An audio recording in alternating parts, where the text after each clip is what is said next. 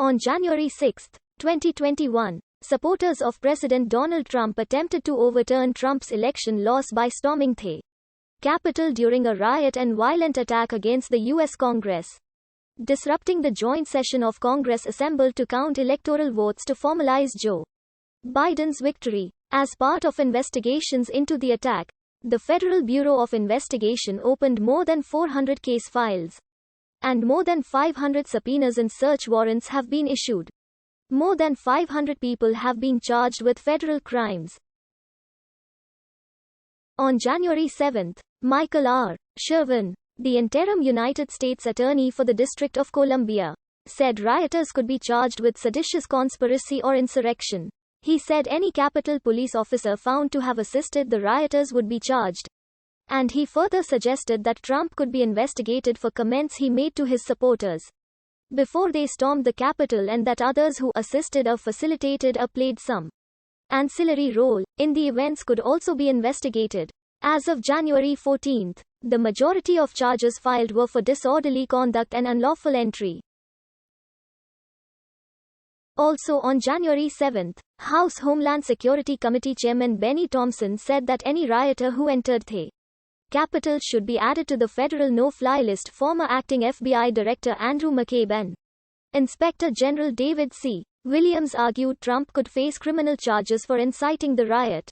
Acting U.S. Attorney Sherwin said, almost all of the cases charged in federal court have involved significant federal felonies, with sentences between 5 and 20 years.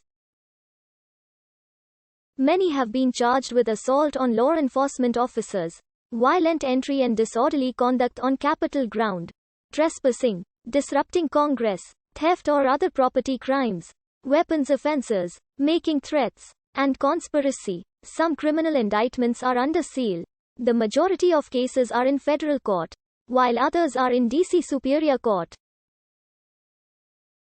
D.C. Attorney General Karl Racine said that he is specifically looking at whether to charge Donald Trump, Jr., Rudy Giuliani and Mo Brooks with inciting the violent attack on the Capitol, and indicated that he might consider charging Donald Trump when he has left office.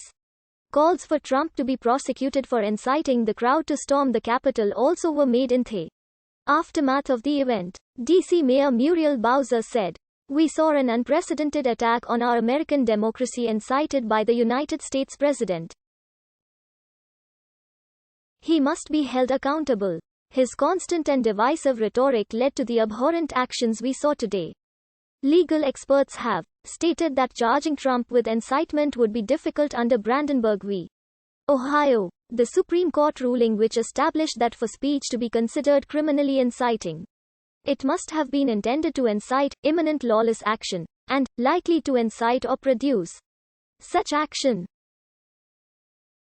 On February 10, CNN reported that the FBI, investigating the death of Brian Sicknick, was in the process of narrowing down a list of potential suspects. On February 26, the agency reportedly identified one suspect of focus. According to sources, as of February 2021, the FBI and Justice Department were investigating the possible influences that prominent figures like Trump confidant Roger Stone and conspiracy theorist Alex Jones may have had on the rioters. However, it was not yet clear if Stone and Jones would be criminally charged. The New York Times reported in March 2021 that the FBI was investigating communications between an unnamed associate of the White House and an unnamed member of Proud Boys during the days prior to the incursion. The communications had been detected by examining cell phone metadata and were separate from previously known contacts between Roger Stone and Proud Boys. On December 8, 2020, a French national gave around $500,000 in Bitcoin payments to alt-right figures and groups. About half of these funds went to Nick Fuentes, the leader of the online Groyper army, who denied breaching the building. The day after the transfer, the Frenchman killed himself. The FBI is investigating whether any of this money financed illegal acts. The FBI is also investigating whether foreign adversaries of the U.S. government's organizations or individuals provided financial support to people who attacked the Capitol. Separately, A joint threat assessment issued by the FBI, DHS, and other agencies said that Russian, Iranian, and Chinese influence actors have seized the opportunity to amplify narratives in furtherance of their policy interest amid the presidential transition, and that these governments, through state actors, state media, and their proxies, used the riots to promote violence and extremism in the United States, denigrate American democracy, and in some instances promote conspiratorial claims the day after the storming of the Capitol. The FBI and DC's Metropolitan Police Department asked the public for